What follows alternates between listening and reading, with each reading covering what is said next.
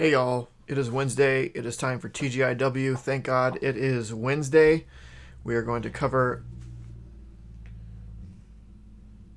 Wendigo's doing things. We're going to cover New Comic Book Day, the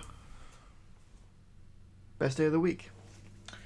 This week was pretty good. For those haters out there who thought that I did poorly last week, which, fine, I did. It was an anomaly. We did pretty good this week. We have only 12 books, which is close to the sweet spot of 10. And it's pretty solid week. We're going to start right off the bat. This might be the first thing that I read. The Amazing Spider-Man number 75. Do you know what I like most about this book? For those of you that have been watching TGIWs, I bet you know what I like most about this book. Maybe it's the most what I like that's not about this book. Look at this. Look at the author. It's not Spencer. Ding dong, the witch is dead. We're out of the Spencer run. It is a whole new world, a world of opportunity, a world of not kindred. It could be awesome. It's a world of potential. I hope it's great. It can't be worse. So I'm really excited about that. Ben Parker is back. I'm real excited about that. I think that's fun. So let's see how that goes. But man, we're out of the dregs. I will say, from Spencer's run, the end of it retconning the thing, and I'm not trying to not give away spoilers, but the retconning the thing that it retconned, that in and of itself is great.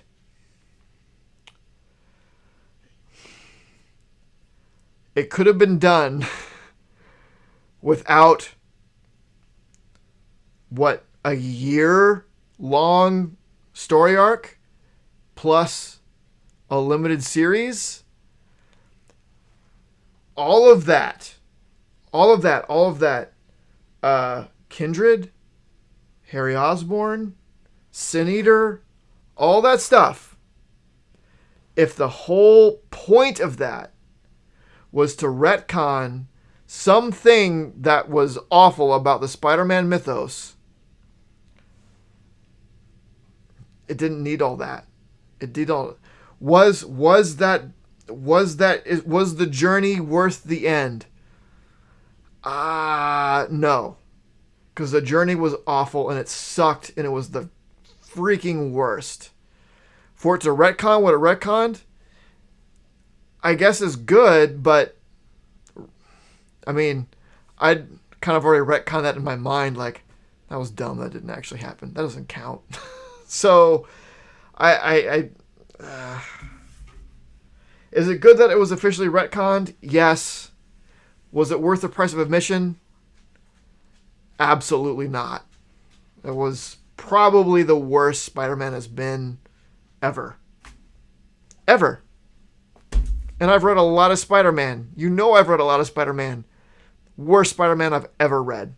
So I am happy and hopeful for this. It can't possibly be worse. Batman number 114. So we are in the fear state. Peacekeeper X versus Peacekeeper. It's fine. Like, the idea of fear state is fine. We have the what was that DC event? The future state bleeding into the normal universe in some places more than others. With Peacekeeper 1. It's okay. It's all right. The last book you'll read, Never 3. Great. Great. The first 2 issues have been fantastic. There's a lot of things that I like. A lot of like general themes that I like that you've all gotten to know that I like. I like alternate universes. I like alternate history and things like that. I like books about books. It's kind of strange. But this is a comic that's kind of about literature, or where the central focus is a book. And I don't know what it is, but I really like that idea. It's so meta, and I don't know. I like it. And this pulls it off well, and it's Colin Bunn. Champ, if you're watching, I know that you hate Colin Bunn, and you hate everyone that likes Colin Bunn. I'm sorry. I like this, and I'm not going to apologize for it. Lucky Devil number 3. This is I talked about this when number 2 came out. It is so good. I love the idea of this down in his luck, sort of like, I don't know, lovable loser type. Lovable might not be the right word. Loser type that gets these like incredible powers and is like, I'm going to stand up for all losers. But maybe not in like a super constructive way, more in a anyone who's I don't identify with is the enemy and I want to kill them kind of way. Probably not the best. Yeah. As identifiable as it may sometimes be. The Me You Love in the Dark. So this I got the first issue. I liked it. I said I'd give it a second issue to see if I get the rest. I got the second issue. I liked it a lot. This like mix of ghost love story is really endearing and really sweet, and it's done in a really touching way. I really, really like it. So I officially put the Titan stamp of approval on it. This is good. I like it. You should read it. Whether it's in individual issues or you wait for a trade, I think this is worth reading for sure. It's good. It's really good. Serial number 7. When I signed up for this, when I saw it's a Terry Moore and the general premise of it, and I read the first couple issues, I thought it was going to be like a 5-6 issue limited series. We're on issue 7, so apparently that was not correct. It's good. I enjoy it. It's how do I categorize it? Like, it's realistic, bizarre. It's kind of both at the same time. It's kind of strange. But I do enjoy it. I should probably look up to see how long it goes on for. I'm in for it. I do enjoy it. I'm not planning on dropping it or anything. I'm just curious. But it's now this girl who is sort of against sexual predators, fan of, and against this other murderer. There's a lot going on here, but it's enjoyable. Star Trek 25. I give this high praise every single time. This is no different. All I have to say is, if you're a comic fan, which if you're watching this, I think it's fair to presume that you are a comic fan. So if you are a comic fan and you are a Star Trek fan of any slight amount, you need to be reading this book. Also, if you're a comic fan and you are a Star Trek fan and you're not reading Star Trek Year 5, you're wrong. It's so good. It's so good. Swamp Thing 8 of 10. This is good. 10 issues is probably about right. I am curious to see going forward. I think I'm more curious about the ending here, right? To see if this Swamp Thing is going to be our Swamp Thing going forward, or if this is just this character has a tryst as the Swamp Thing.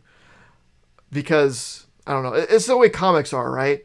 Where they kind of tease like, oh, this character, here's a new version of the character, but then they go back to the original version of the character, because the new version doesn't sell well, because we as comic fans like what we like and we don't like change, as a collective, I suppose. So is this going to be our Swamp Thing going forward? Is it going to be he has a small time as a Swamp Thing and then the Alec Holland persona comes back eventually? I don't know.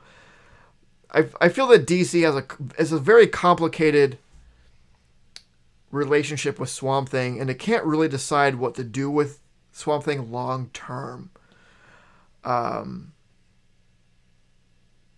Which sometimes it makes for interesting stories, but at the same time,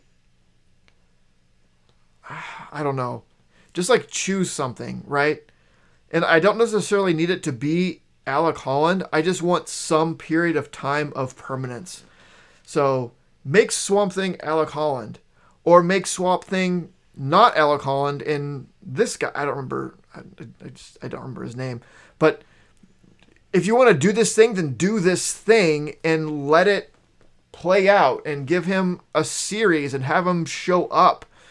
Don't just do this temporary thing. It's the whole future state thing, right? Where they toyed with the idea of changing the status quo of characters, which I personally am kind of okay with. I think it's fun and have some good ideas, but then it turns out like, oh, wait, no, that's not where the money's at, so we're going to go back. Well, duh, that was going to happen, so why'd you do it in the first place? So don't do these big character teases if you're not trying to break new ground despite of the numbers. Do it or don't do it. Like, I don't know. Just whatever.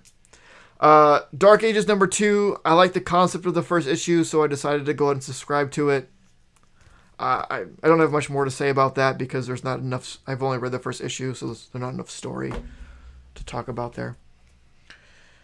The lot #4. This is probably, out of all of the bad idea stuff, this is probably my least favorite.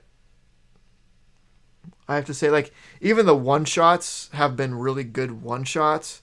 I think this is the last issue, but out of all of them, this is, I mean, it's not as it's like the worst book I've ever read, but out of all the bad idea stuff, which has set a very, very high bar. Like, most of the bad idea stuff has been super fantastic. This, in a sea of excellent, this is mediocre, which, well, I should, in a sea of excellent, this is good, right? Which makes it mediocre. Or maybe it's not good. Maybe I don't know. Eternals Celestia.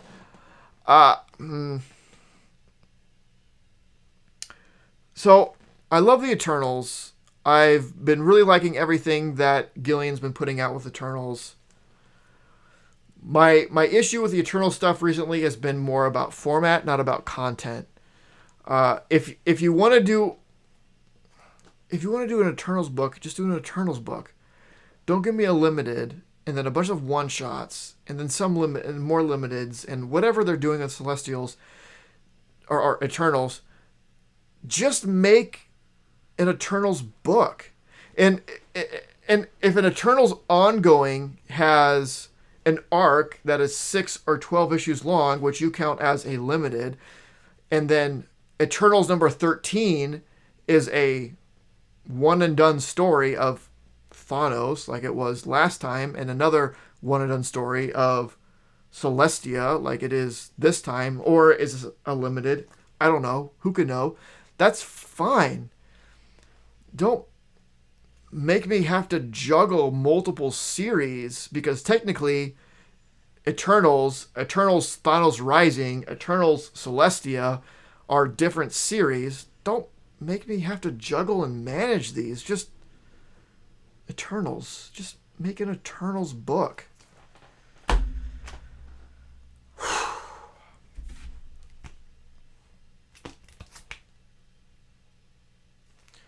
And then Pirate Queen number 2. I really, really liked Pirate Queen number 1.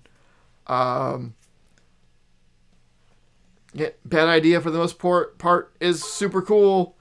Pirate Queen 1 was really great. I assume Pirate Queen number 2 is going to be great as well. That's all I got. A nice solid 12 bucks. As usual, stuff that I was considering buying but didn't. One of my shops got in some graded books. They got in a CGC of Submariner number 50, which is the first appearance of Namorita. I have that because I have a full Submariner run, but my number 50 I got. It's mostly a reader copy. I plan on upgrading it because of its key significance. They had it at a CGC 8.0, and the price it wasn't right. I felt it was way too high. So I didn't get that. I was thinking about it, but it was not the right move. What else is going on? Jumping into and reading the new stuff is actually, this week is going to be very difficult, because I started reading a run I've had for a little bit, and it is really, really good. I'm probably going to do a video on it this weekend. Probably going to be my weekend video, even though I have not finished reading it. But it's so good. And I don't know if you can tell what it is from this right here. I don't want to spoil it too much, but maybe you can tell from that. I've probably started reading it 2 days ago. So in the last 3 days, I've gotten through 25 issues of it. It is just so good. So having to stop that and read this is actually going to be very, very difficult.